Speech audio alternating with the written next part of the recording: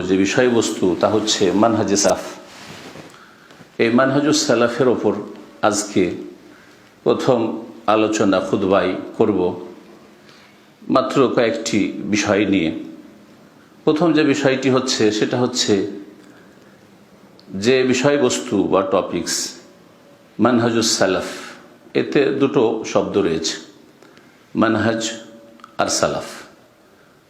মানহাজ নাহাজ থেকে এর মানে হচ্ছে মতাদর্শ, আপনার জীবনে চলার আদর্শ, আপনি কিভাবে জীবনে চলবেন এর আদর্শ।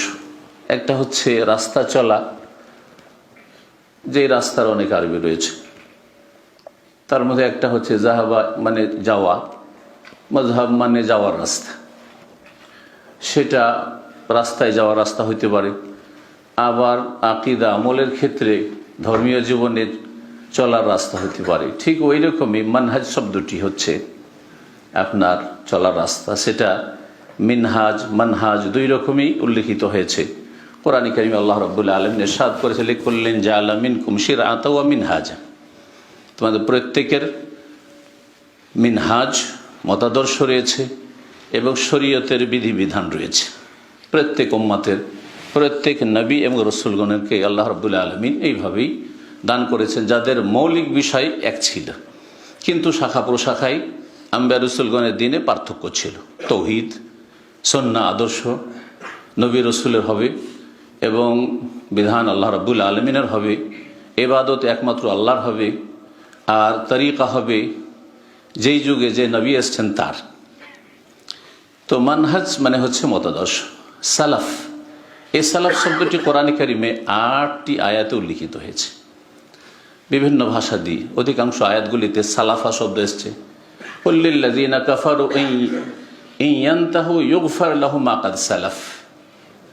আল্লাহ কাফেরদেরকেও বলছেন, যারা অস্বীকারী, যারা অমান্যকারী, যারা বহুত্ববাদী মুশরিক, তাদেরকেও আল্লাহ বলতে বলছেন নবী করিম সাল্লাল্লাহু আলাইহি ওয়াসাল্লামকে, যে কাফেরদেরকে বলে দাও এই ইয়ানতাহু, তারা যদি ফিরে আসে, তারা যদি বিরত হয়, এখনই পাপের রাস্তা থেকে, অন্যায় রাস্তা থেকে থেমে যায়, ইউগফার লাহুম মা কাদ সালাফ, তাহলে অতীতে যা কিছু হয়েছে তা তাদের ক্ষমা করে দেওয়া হবে।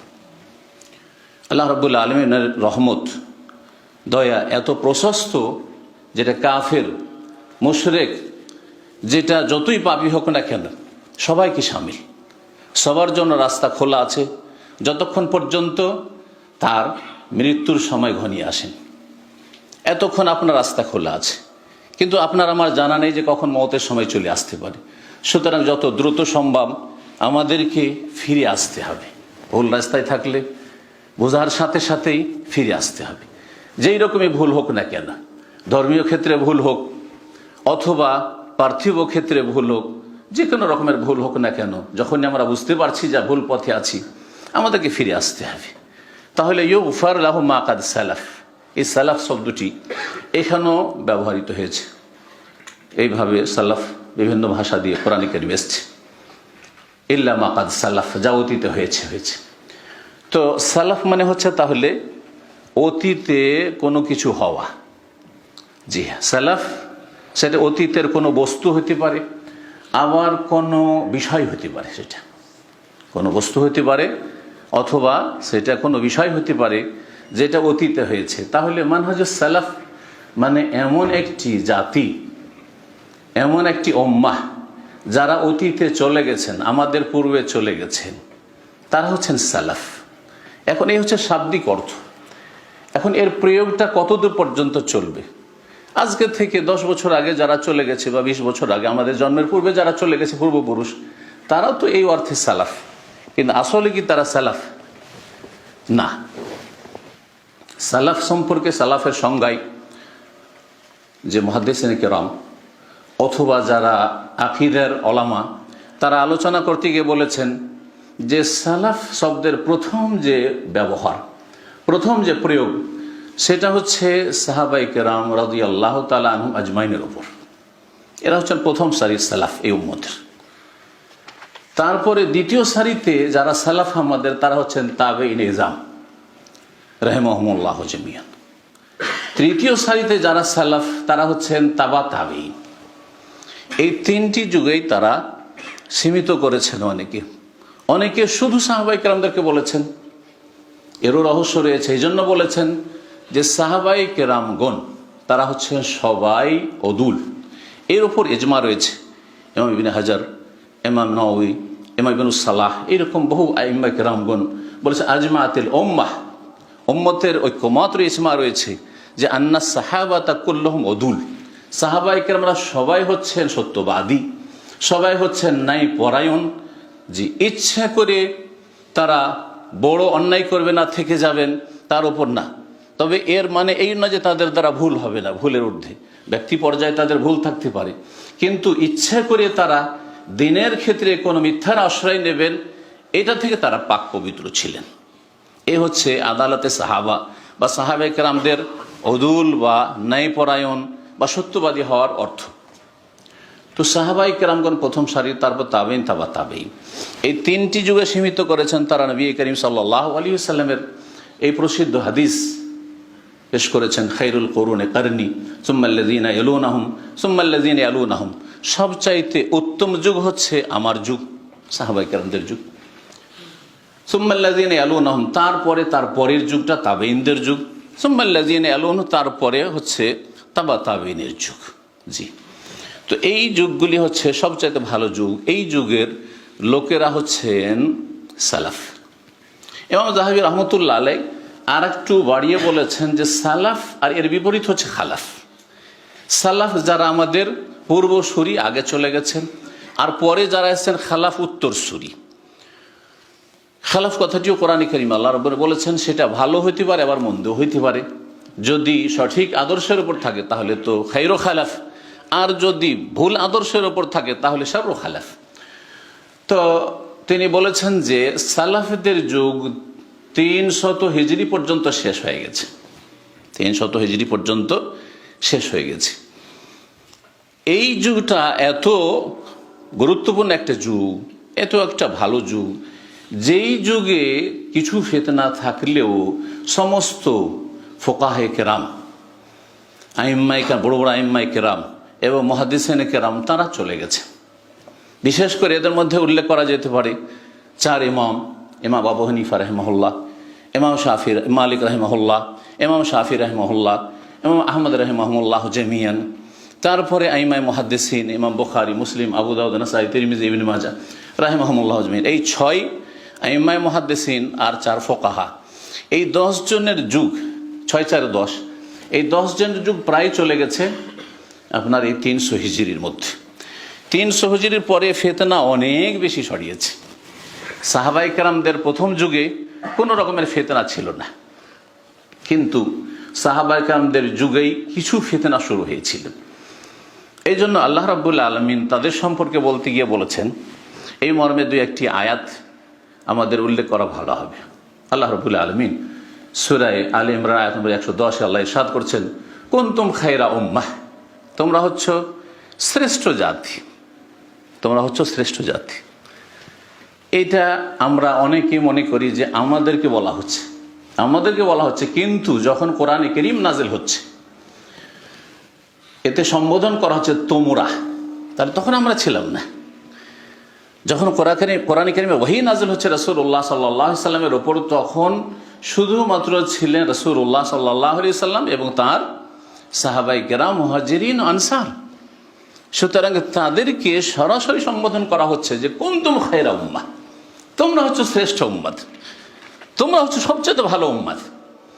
আর পরোক্ষভাবে আমরা এই উম্মতের অন্তর্ভুক্ত, এবং এই উম্মতের অন্তর্ভুক্ত থেকে যদি এই উম্মতের প্রথম সারির সাহাবায়ে কেরামদের আদর্শের উপর প্রতিষ্ঠিত থাকি, তাহলে খায়রা উম্মাহ, তাহলে তো ঠিক আছে। কিন্তু আমরা এই উম্মতের দলভুক্ত হইলাম, দলে তো শামিল হইলাম, কিন্তু এই উম্মতের প্রথম সারির যারা খায়রা উম্মাহ, সবচেয়ে শ্রেষ্ঠ উম্মাহ সাহাবায়ে কেরাম রাদিয়াল্লাহু তাআলা আজমাইন, তাদের আদর্শে বিশ্বাসী নয়, তাদের আকীদায় বিশ্বাসী নয়, তাদের মতো ইবাদত করি না, তাদের ইবাদত চাইতে ভিন্ন ইবাদত আমাদের, তাদের মতো আমাদের আখলাক মুআমালাত নয়, তাদের মতো আমাদের চরিত্র নয়, চলাফেরা নয়, আমাদের জীবনের যে বিভিন্ন দিকগুলি রয়েছে সেগুলি হচ্ছে তাদের থেকে ভিন্ন। তাহলে আমরা কি করে খায়রা উম্মাহ হতে পারবো? যদিও এই রাস্তা খোলা আছে কার জন্য? যারা সত্যিকার রাসূলুল্লাহ সাল্লাল্লাহু আলাইহি সাল্লামের পরে সাহাবায়ে কেরামদেরকে জীবনের প্রতিটি ক্ষেত্রে আদর্শ মনে করবে।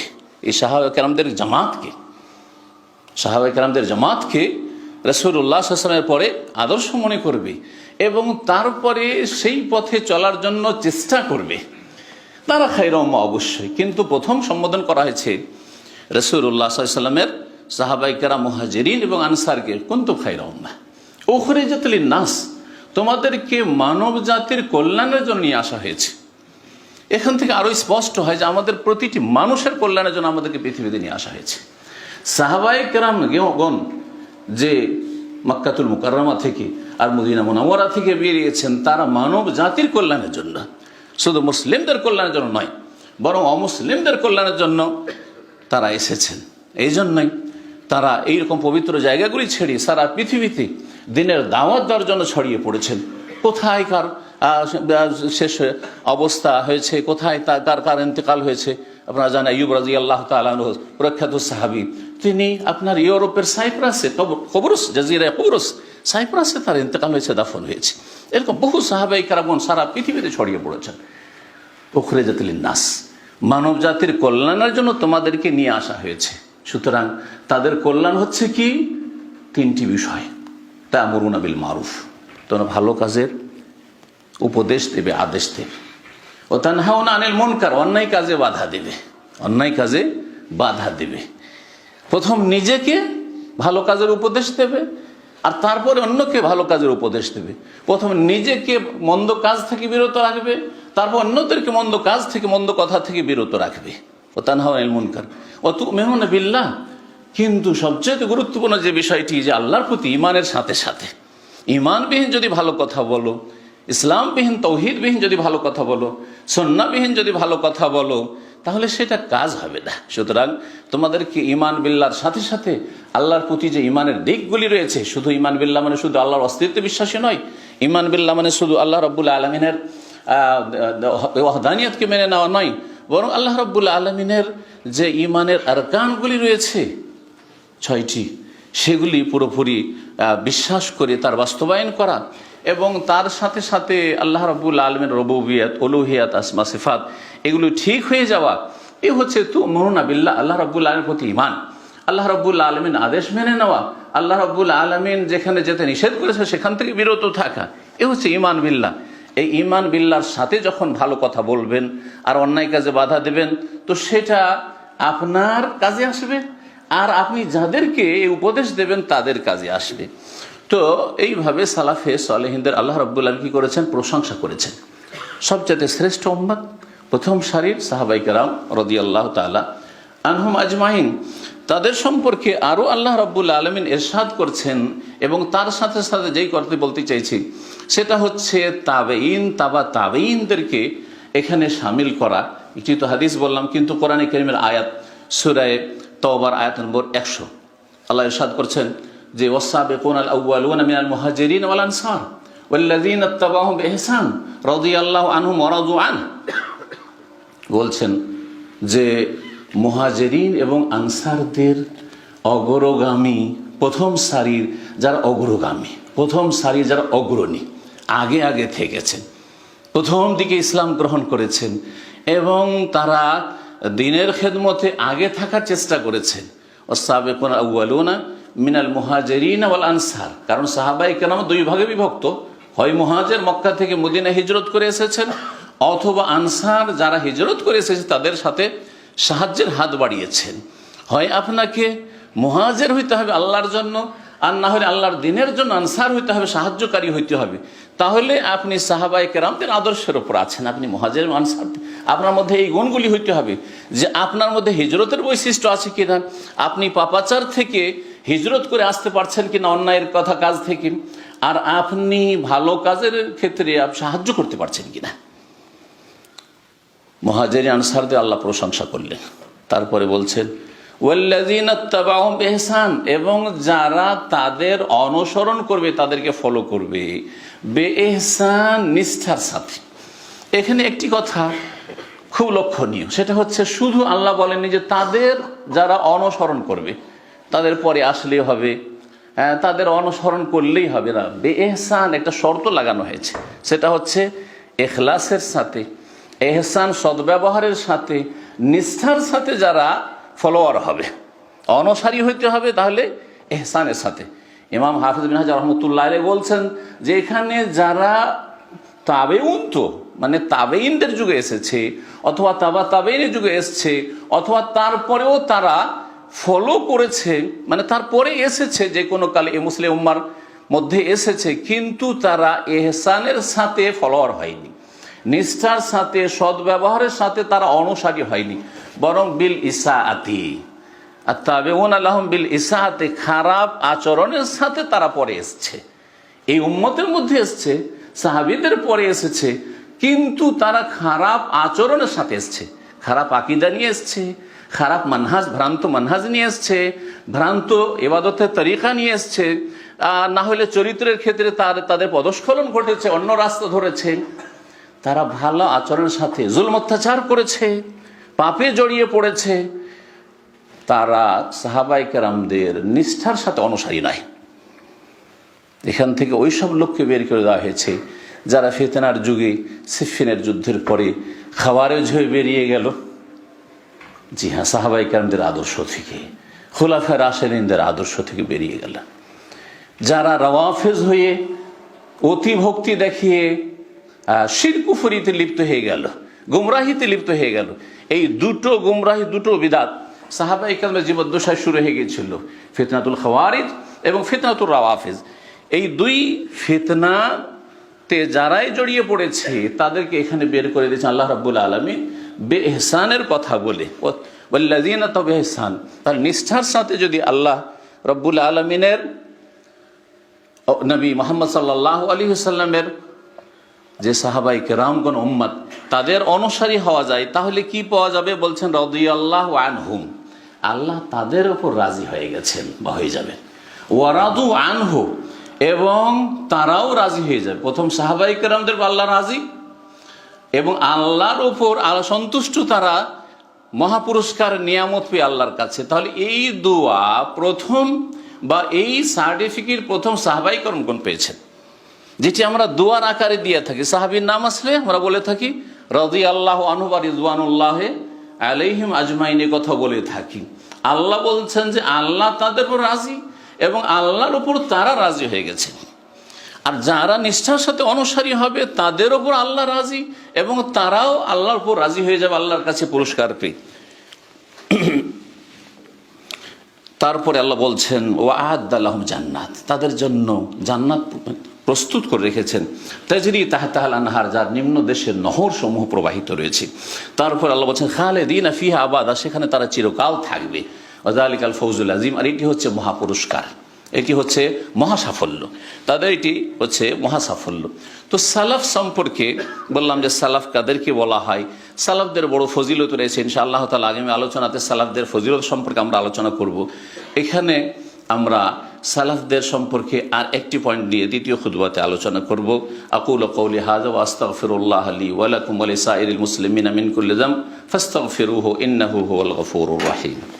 বিসমিল্লাহ, আলহামদুলিল্লাহ, ওয়াসসালাতু ওয়াসসালামু আলা রাসূলিল্লাহ ওয়া আলা আলিহি ওয়া সাহবিহি আজমাইন, আম্মা বাদ। সম্মানিত জুমার মুসাল্লিয়ান কিরাম, আলোচনা করছিলাম মানহাজে সালাফ সম্পর্কে। মানহাজে সালাফ সম্পর্কে শেষখানে আর একটি পয়েন্ট নিয়ে আলোচনা করব, সেটা হচ্ছে মানহাজে সালাফ বা সালাফে সালেহিন, সাহাবায়ে কেরাম, তাবেইন, তাবা তাবেইন, তাদের আদর্শে আমরা কিছু মৌলিক বিষয় পাই, বুনিয়াদি বিষয়, যেগুলির ক্ষেত্রে তাদের মধ্যে কোনো রকমের ত্রুটি ছিল না। অন্যান্য ত্রুটি মানুষের হতে পারে, কিন্তু এই বিষয়গুলিতে তাদের ত্রুটি ছিল না। সালাফে সালেহিন, সাহাবায়ে কেরাম বিশেষ করে, আর তারপরে তাবেইন যারা নিষ্ঠার সাথে ইহসান, আর তাবা তাবেইন যারা নিষ্ঠার সাথে অনুসারী ছিলেন, তাদের মধ্যে এই তিনটি মৌলিক বিষয় সবার মধ্যে ছিল। প্রথম যে বিষয়টি সেটি হচ্ছে তাওহীদ, আল্লাহর একত্ব, অননেস, জি। এবং তাওহীদের যতগুলি দিক রয়েছে, শাখা প্রশাখা রয়েছে।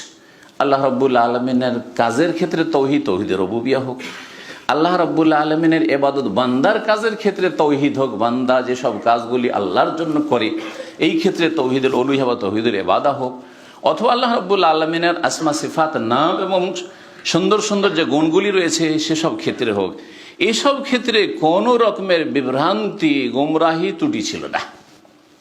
সাহাবায়ে কেরামদের যুগে ছিল না, যারা তাবিন বে ইহসান তাদের মধ্যে ছিল না। এইরকমই তার সাথে আমরা আরও লাগিয়ে দেব আইম্মা আরবা আর মধ্যে 4 জন যে প্রসিদ্ধ ইমাম, তাদের মধ্যে আকীদাগত তৌহিদের বিষয়ে কোনো ত্রুটি ছিল না। আপনি কথা বলতে পারবেন না যে আবু হানিফা, শাফি, মালিক, আহমদ রাহিমাহুল্লাহ তাদের কোনো একজনের আকীদায় কোনো রকমের সমস্যা ছিল না। যেই নামগুলি আমরা ভেঙে আকীদার ক্ষেত্রে অনেক দূর চলে গেছি বিভ্রান্ত হয়ে অনেকে, কিন্তু আমাদের আইম্মায়ে কেরামগণ রাহিমাহুমুল্লাহ তাদের আকীদাগত কোনো সমস্যা ছিল না। তাদের সম্পর্কে আমরা গভীরভাবে যদি পড়াশোনা করি, একটু ইসলামকে যদি আমরা গরজ মনে করি, তাহলে স্পষ্ট বুঝতে পারবো যে ভেজাল আমাদের মধ্যে রয়েছে, ভেজাল আইম্মায়ে কেরামদের মধ্যে ছিল না। তৌহিদের বিষয়টি একটি, তার সাথে সাথে আরও একটু বলবো ইখলাস। যদিও তৌহিদ ইখলাস কাছাকাছি জিনিস, কিন্তু ইখলাসের একটা দিক হচ্ছে যে আপনি লিল্লাহ, আল্লাহর জন্য করবেন। যে কিছু করেন দুনিয়ার কোনো স্বার্থ আপনার বড় হয়ে না আসে, দুনিয়ার কোনো গরজ আপনার সামনে না আসে।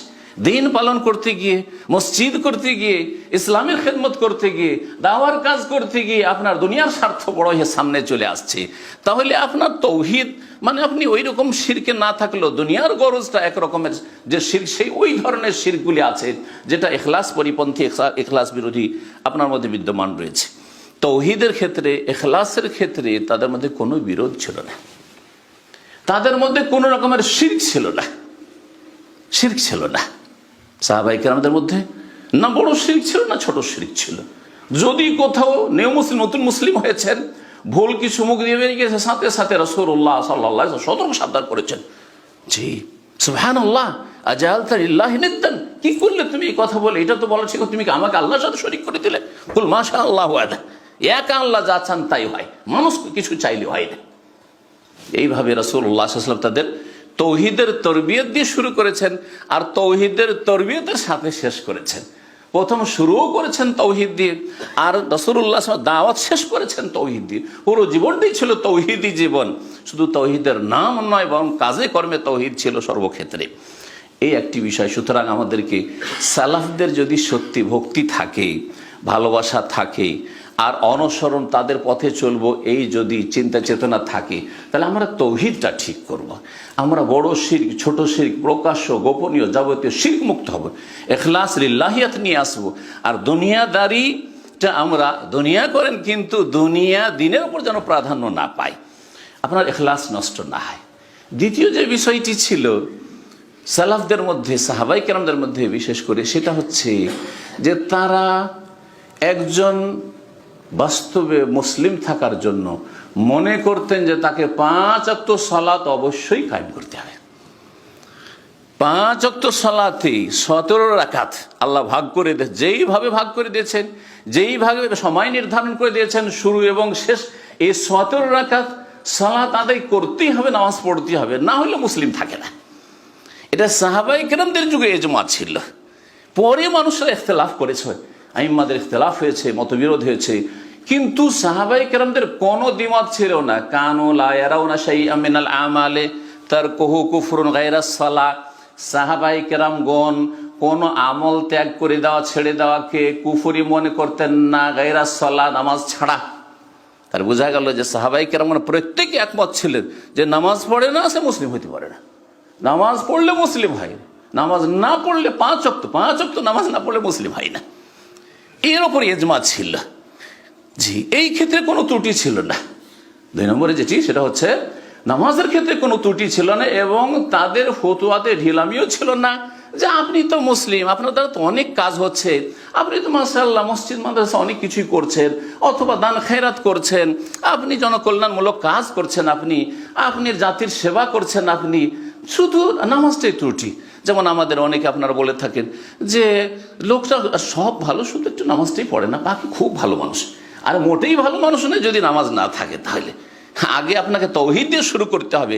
আর তৌহিদের বহিঃপ্রকাশ, তৌহিদকে আপনি বাস্তবে পরিণত করছেন এই 5 ওয়াক্ত 5 বার আল্লাহর সামনে হাজিরা দিয়ে। সুতরাং সাহাবায়ে কেরামদের এই আদর্শ আসতে হবে। আমাদেরকে কমপক্ষে দিনে 17 রাকাত সালাত আদায় করে নামাজ পড়ে মুসলিম যে আমরা এটা প্রমাণ করে দিতে হবে। এটি হচ্ছে সালাফদের মানহাজ। এবং তাদের ফতোয়া ছিল যে যারা ছেড়ে দেয় তারা মুসলিম থাকে না, ইসলাম থেকে বেরিয়ে যায়। জি হ্যাঁ, এই জন্য তাদের মধ্যে সাহাবায়ে কেরামদের মধ্যে গুনাহ হয়েছে। আপনারা জানেন, কারো চোরের হাত কাটা হয়েছে, মদের দণ্ডবিধান কায়েম করা, শাস্তি দেওয়া হয়েছে, জেনার শাস্তি দেওয়া হয়েছে, আরও এরকম কিছু হয়েছে। কিন্তু অল্প হাতে গোনা কয়েকটা ঘটনা হয়েছে। কিন্তু কোন একজন বেনামাজি সাহাবীকে নিয়ে আসা হয়েছে রাসূলুল্লাহ সাল্লাল্লাহু আলাইহি ওয়াসাল্লামের কাছে, না না, এমনকি মুনাফিক ইবনে উবাই মুনাফিকের দল, তারাও নামাজে আসতো, শুধু নামাজ পড়তো না, জামাতে আসতো, শুধু চুরি করার চেষ্টা করতো। রাতের অন্ধকারে এশায় না আসলেও ধরা খাবো না, ফজরে না আসলেও ধরতে পারবে না। সুতরাং আসকালুস সালাত আলাল মুনাফিকিন সালাতুল ইশা ওয়াল ফজর, সবচেয়ে ভারী নামাজ ছিল মুনাফিকদের জন্য এশার নামাজ, ফজর, জোহর আসতো, আসর আসতো, মাগরিব আসতো। কারণ এখানে তো দেখে নিবে, আমাকে তো নামাজ পড়তে হবে, মুসলিম বলে পরিচয় দিতেই হবে। তাহলে যারা মুনাফিক আকীদার তারাও সেই যুগে নামাজি হতো, যদিও তারা সাহাবী নয়, যদিও তারা সাহাবী নয়, কারণ তারা অন্তর থেকে মুমিন ছিল না।